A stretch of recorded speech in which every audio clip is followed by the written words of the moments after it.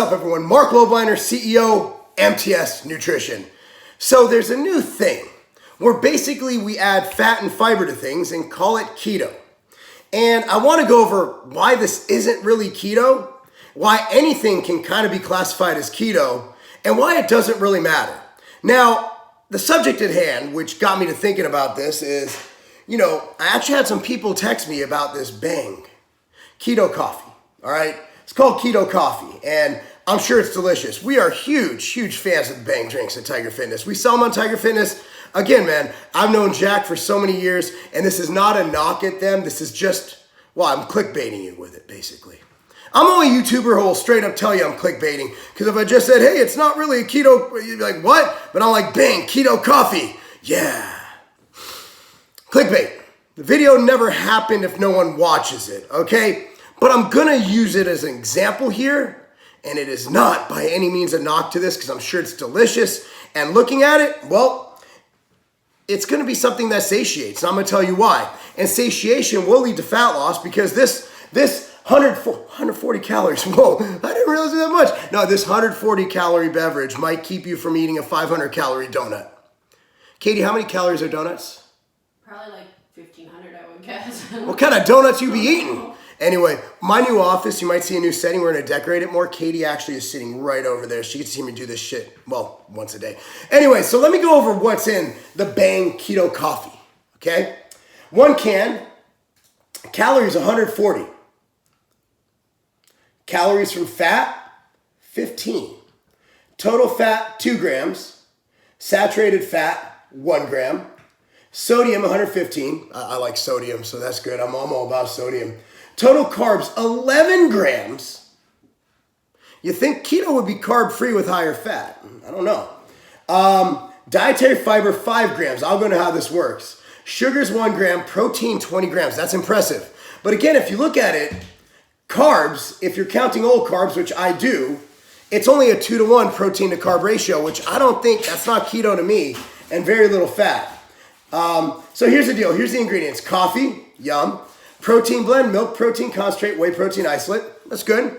Soluble corn fiber. You might see that in a lot of the protein bars, and I've kind of gone off at that because I call them fake carbs. I count every carb, and just because it has a minimal impact on insulin doesn't mean it doesn't exist. It's kind of like that peanut butter that claimed that protein and carbs don't get absorbed, except much less douchey. These actually, I can argue either way, but when people are dieting, I've seen people not count net carbs, and they usually mess up their diet because it overshoots their calories. It is what it is. It's empirical. It's also, in my opinion, scientific. I count carbs, period. So, natural and artificial flavors, of course, it tastes good, right? Cellulose gel, which is basically a gel to increase the thickness of it, another fibrous ingredient. Mono and diglycerides, I'm not against those, man. They make stuff taste really good, give you good mouthfeel. It's not gonna kill you. I'm not one of those zealots. Sodium that's for the canning process. I believe that's a preservative. You need that or else you'd be drinking some rotten ass milk. Sweet cream, can't go wrong with sweet cream. Carrageenan, color. BCAA, L-leucine, L-isoleucine, and valine in very low doses. I don't think those are going to do anything. They're not going to hurt. They're not going to help. I could argue that those will increase insulin, but in combination with fat, protein, whatever, it'll be negligible. And by the way, who cares? It's not enough. It doesn't even list out the amounts. Sucralose, yummy. Sunflower lecithin, it's an instatizer for the whey. It is also something that will aid in the mouthfeel and thickness.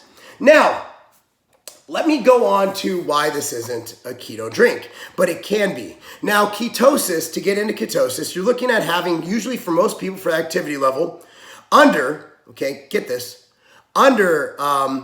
grams of carbohydrate, for most. Again, there's no blanket statement. It depends on metabolism, activity, et cetera, et cetera. Protein should literally be less than 20% of your overall caloric intake. And for keto, 80% of that intake should be fat. So you're looking at 80% fat, 20% protein, and negligible carbs, as low as possible. I usually say 50, because you'll get 50, you get carbs from egg whites, all right? Like you will get 50 grams of carbs, even if you try not to. And if you eat broccoli, if you like pooping and stuff, unless you're on the carnivore diet, The reason this is not keto, 1, fat's too damn low. Too damn low.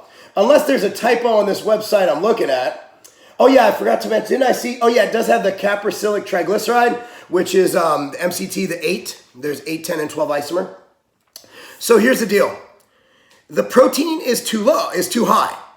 If you're on keto, and let's say you have to get 80% fat, you're looking at negligible protein. For most, it's less than 100 grams. This right there is taking up a fifth of your protein requirement for the day, which means you're gonna be eating oil, or you're gonna be eating all ribeye. All right, or even worse, just the fat off the ribeye, right?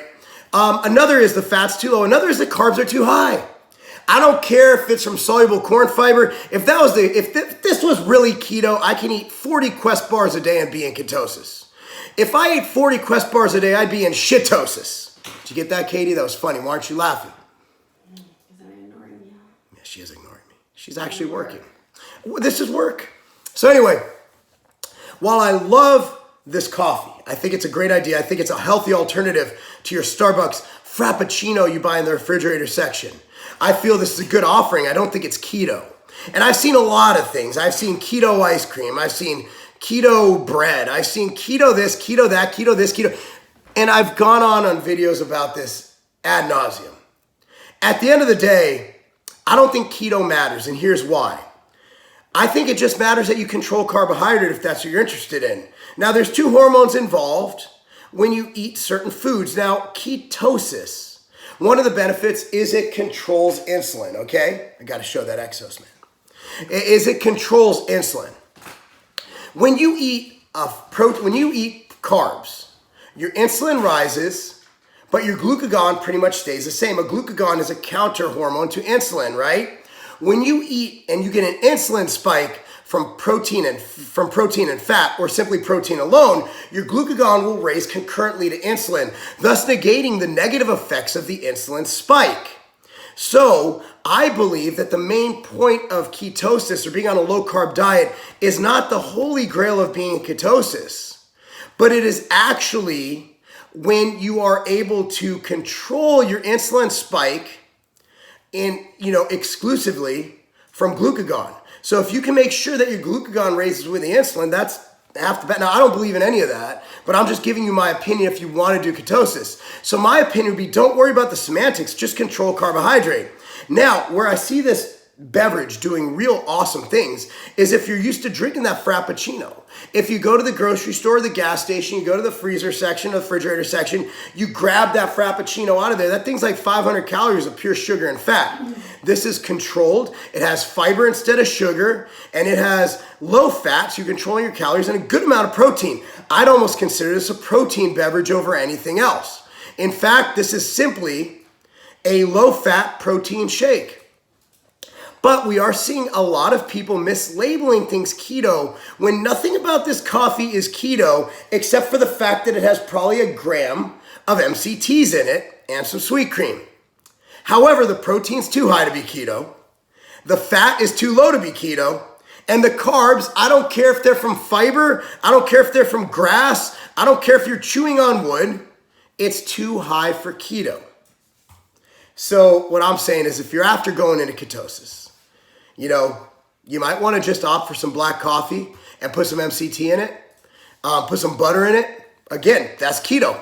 But if you're aiming at a high protein, lower fat, controlled carbohydrate diet with a lot of fiber in it, this is a fantastic beverage. Or if you are into ketosis, you want to use your protein grams on this instead of eating a ribeye or sirloin, and then just fill the rest in with fat and pork rinds, wherever you keto crazies eat, then that's that. But at the end of the day, guys, this is not keto coffee. It's a great option, but I don't believe it's keto coffee. And I believe if your aim is ketosis, this might not be right for you. But if your aim is a delicious coffee beverage that provides adequate protein, this is great. Anyway, guys, let me know your thoughts, This is just my thoughts. I love Bang. I love it. I love banging. I love bang. Anything with the word bang in it, I'm a fan. But I don't think this is keto. Let me know your thoughts. Comment down below. I'm Marc Lobliner. That's not a game.